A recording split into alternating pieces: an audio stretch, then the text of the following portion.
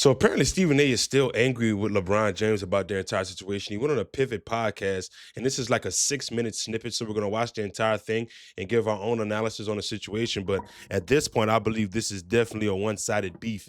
And at some point, he got to get over it. Like a no cap. But we'll see what he says. Is what I've done. And so, what you see is a different culture. That's a conversation we never get into it really about in professional sports, but primarily the NBA, where you got cats and they go at NBA players and stuff like that. Like, you bring up LeBron. You ever see LeBron go at a white boy? It's called what it is. You ever see him do that? You saw him come at me. Closest you ever came to seeing him do something like that was when he called out Brian Windhorst. What you calling out Brian Windhorst for? The man covered you since junior high school. Are you talking about Skip? Wait a second. Repeatedly. Are you talking about Skip there? Because Skip is the only other, I would say, white analyst that goes at LeBron James the way you do. But I think the main thing was what you said about Bronny James. I don't think LeBron cares if you criticize him and what he says, whatever the case may be. But I think it's the rhetoric that you said about Bronny James and LeBron being a bad father. I think that's what triggered him to do that. If Skip would have said that, I firmly believe LeBron James would have said something about it. But Skip didn't say anything about LeBron's fatherly tactics, I'd say. But okay. And you use the Pat McAfee situation to go at him. You understand? And that's the only time you ever see LeBron James, really go at somebody white. I'm going to call it what it is. So we understand each other. I understand a lot more. And I'll tell you, I'll divulge to my boy and his boy right here, when I did my monologue for 17 and a half, 18 minutes the day after he decided to go on Pat McAfee's show. Look at his whole... And I said what I said and meant every syllable of what I said. Immediately after, I was informed that we won't be hearing more from him about me. That's what I thought. That's what I thought. Because I...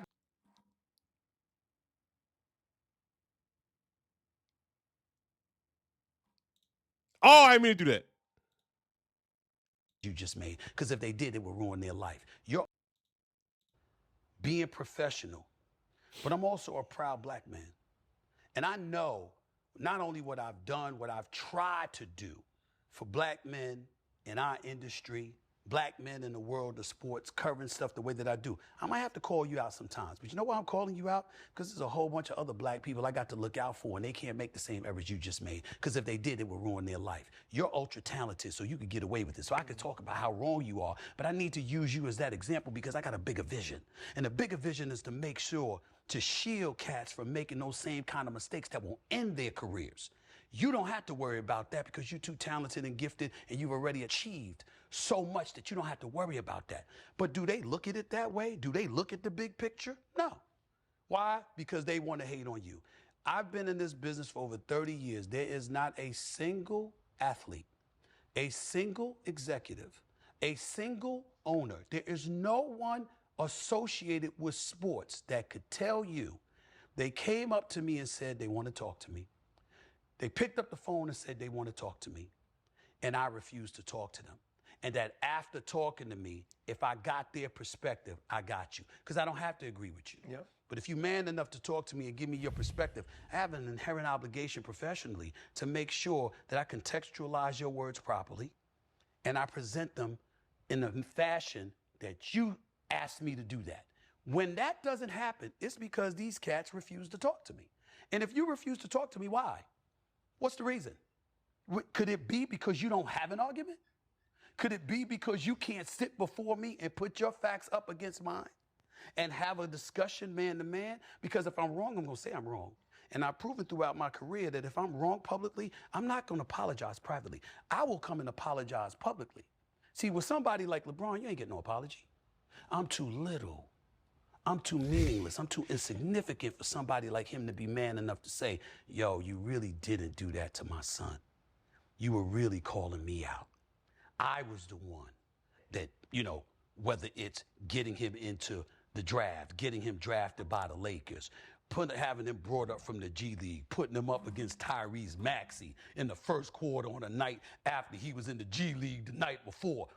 I didn't call those things out until that last part happened. I didn't say anything when he's a McDonald All-American and he was only averaging 14 points a game. I didn't say anything when he went to USC and he had the heart ailment and people were speculating about why that was. I didn't say anything when he said he was entering the NBA draft. I didn't say anything when he ended up getting picked by the Lakers. I didn't say anything when he was there opening night with the Griffeys, Ken Griffey Jr. and Sr. celebrating. I stood up and applauded because I thought it was a great, great, great moment. And most importantly, I thought LeBron James deserved it because he did so much for the league. I said the league owes him this.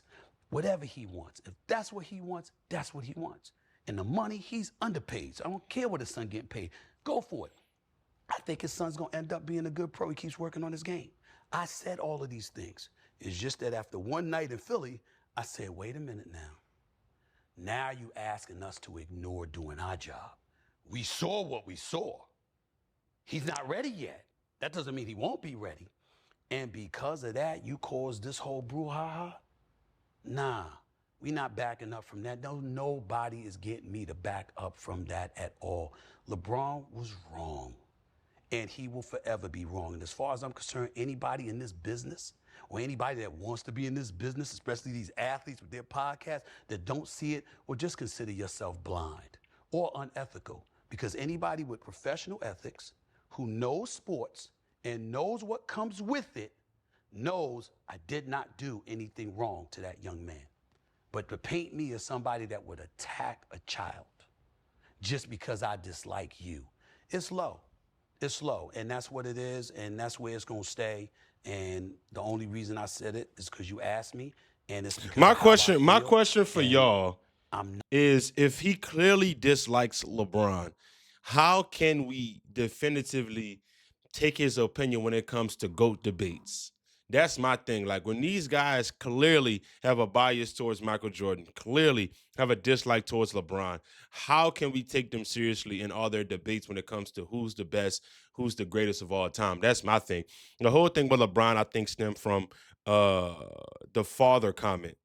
As a father, I'm telling you, that's what I believe that came from. I don't believe it came from Bronny critique. I believe when he said as a father, come on, man. I forgot. I'm paraphrasing, but I know he said for a fact as a father. Um, I think that's what Brian kind of felt triggered about the entire situation. But let's finish the video real quick, and I'll give you my full thoughts. Not going to change. And if he don't say nothing, I'm not going to say anything. I'm just going to do my job. If there's another confrontation, I assure you I'll be better ready and better prepared this time. I promise you that. I know what's coming. Hey, but man, this is just a really because I see what Stephen A is saying. I see what Stephen A is saying in terms of he has to be able to do his job and critique the game if Bronny is out there. Bronny isn't immune to criticism if he's going to be out there on the NBA court. Now, if he's out there in the G League and he's killing it, whatever the case may be, that's different. But if he's out there in the NBA court and his job is to analyze the Lakers and analyze the league, and Bronny is a story in the league that's circling around the entire world, he has to cover it. But like I said, I think the as a father comment is what triggered Bron still to this day. But this whole beef, I think Stephen A is somewhat dragging it. I know he's going on podcasts and people are asking him about it, but I think at this point it is kind of being dragged because the beef is over. And the only reason why it keeps somewhat being rekindled is because Stephen A keeps bringing it up. I think Brian is past it. I think Stephen A should get past it too because it's a whole bunch of other things that he got going on as well. Whether I don't agree with him being in politics, but I guess he's in politics and he got that whole side to where people are criticizing him on that side. So I just think it's just a whole bunch of drama right now being that um I guess it's to drive engagement, whatever the case may be, but I just don't agree with the whole dragging the LeBron beef because right at this point I believe it's one sided. I don't think Bron will ever say anything about him again. And it ain't even about if Stephen A think he got leverage on Bron. I just think Bron's over it. You know what I'm saying? I think Bron said what he had to say, but this is getting dragged through the mud. And I'm not really a huge fan of it because to me it sways the argument or the credibility of the debates that they have every day on that panel. So now every day on that panel, whatever Stephen A says is going to come across as hate. Uh, that's the main thing. You got to make sure you keep your integrity in terms of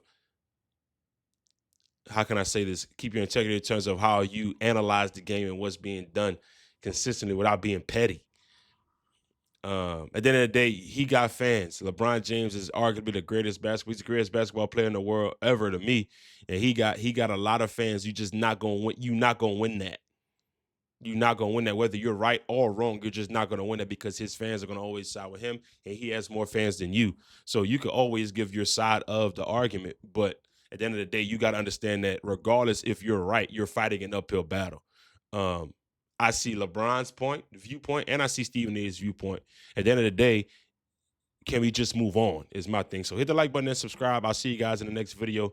Much love. Make sure you guys subscribe, man. BLS Live channel. We pumping out videos every day.